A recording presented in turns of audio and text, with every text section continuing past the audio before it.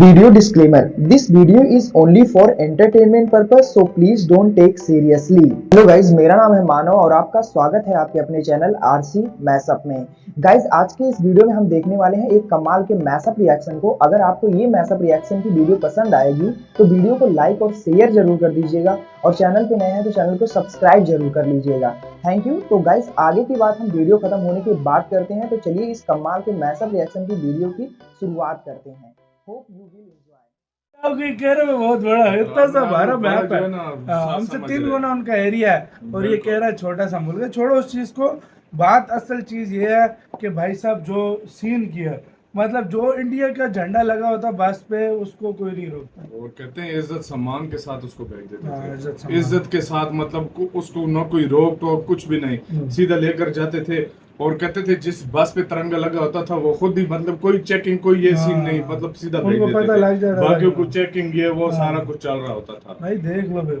और सीधी सी बात है भाई, डिप्लोमेसी तो है इंडिया की। देखो जिस कंट्री में भी युद्ध छेड़ा है, इंडिया ने सबसे पहले अपने बंदे निकाले हैं और इंडिया के लिए स्पेशली उन्होंने रशिया और यूक्रेन ने युद्ध रोक दिया था एक दिन के लिए। और बिल्कुल वो तो इस बात को कोई जिससे स्टूडेंट आ रहे थे उस बस के ऊपर इंडिया का झंडा लगा रखा था, तो हमें यकीन था कि किसी की इतनी हिम्मत नहीं है दुनिया में, इतना भरोसा, पूरा कॉन्फिडेंस था इस बात के ऊपर। फिर भी ईरान ने जो है वो इंडिया के लिए एक्सेप्शन क्रिएट किया, इस जंग के महाज में भी अपने लोगों को वहां से बचाया। पाकिस्तान एयरफोर्स जो है वो इसराइल या अमेरिका के लिए कोई सर्वेलेंस कर रही है, ईरान के ऊपर नजर रखेगी, बलूचिस्तान की स्पेस जो है उसमें इस्तेमाल की जा सकती है। मीर साहब, स्टेट ऑफ हरमूज की बात करेंगे, वो क्या, वो बैड डेट इज वेरी, वो हमें बड़ा बुरी तरह अफेक्ट कर सकती है क्योंकि हमारा 70% ऑयल जो है वो उधर से आता है। भारत ने ऑपरेशन सिंधु लॉन्च किया और ईरान जब भी ऐसा कोई लड़ाई का महाज होता है, जंग का महाज होता है, हमेशा अपनी फ्लाइट्स और हमेशा अपने जो अड्डे हैं सबसे पहले ईरान वो बंद करता है। लेकिन यहाँ पर उन्होंने इंडिया के लिए एक एक्सेप्शन क्रिएट किया है। बड़ी हैरानी की बात है,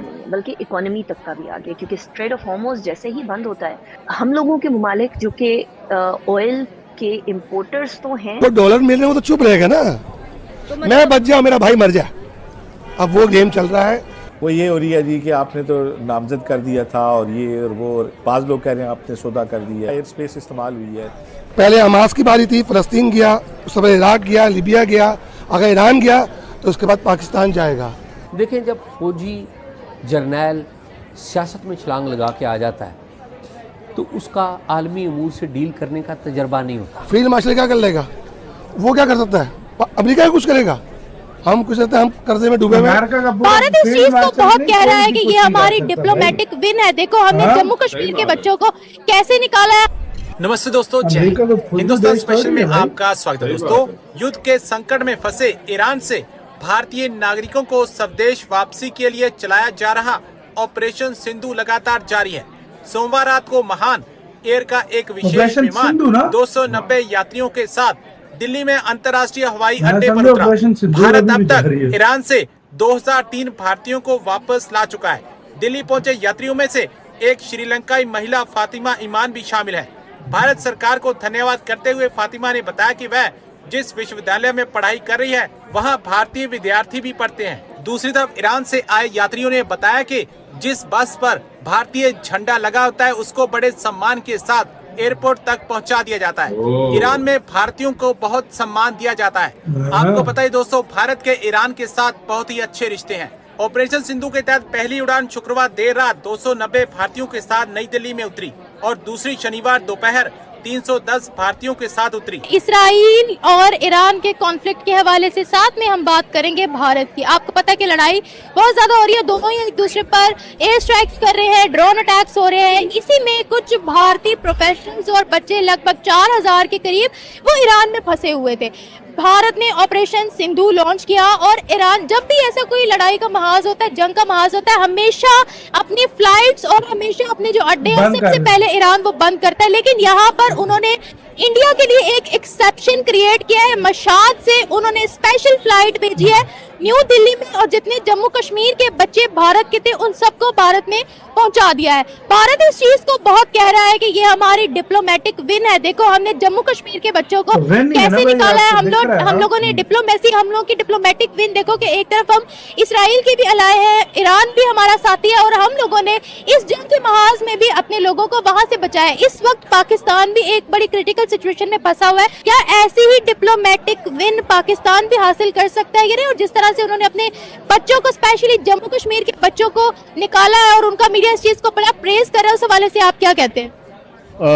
देखें जी, सबसे पहले तो ये है कि अगर उन्हें बच्चों को निकाला तो वो इंसानी हमदर्दी के तहत निकाला है। 4000 सिटीजन उनके वहां पर फंसे हुए थे, उस इलाके में फंसे हुए थे जहां पर ईरान का nuclear programme, ballistic missile programme तो था, वो चल रहा था, जिस पर इसराइल ने स्ट्राइक्स की है। तो भारत कह रहा है कि हमने तो 30 की बात की थी ना, हमने इसराइल का साथ दिया, हमने ईरान का साथ दिया। ईरान भी जानता है कि वो अलाय है इसराइल के, इसराइल से उनको बहुत से बेनिफिट्स होते हैं, उनके आपस में ट्रेड है, बड़े अच्छे ताल्लुकात है। हमेशा भारत कहता है कि वी स्टैंड विद इसराइल, चाहे वो कुछ भी हो। फिर भी ईरान ने जो है वो इंडिया के लिए एक्सेप्शन क्रिएट किया, तो वो कह रहे हैं कि एक बहुत बड़ी बात है, डिप्लोमेटिक विन है। क्या पाकिस्तान ऐसे डिप्लोमेटिक विन कर पाए? सर आपको क्या लगता है कि पाकिस्तान ने क्या बिट्रे किया है ईरान को? नहीं, पहले तो मैं आपकी बात ड्राई कर दूं कि अमेरिका पाकिस्तान की बेस यूज़ कर रहा है, वो झूठ है। अमेरिका इंडिया की बेस यूज़ कर रहा है।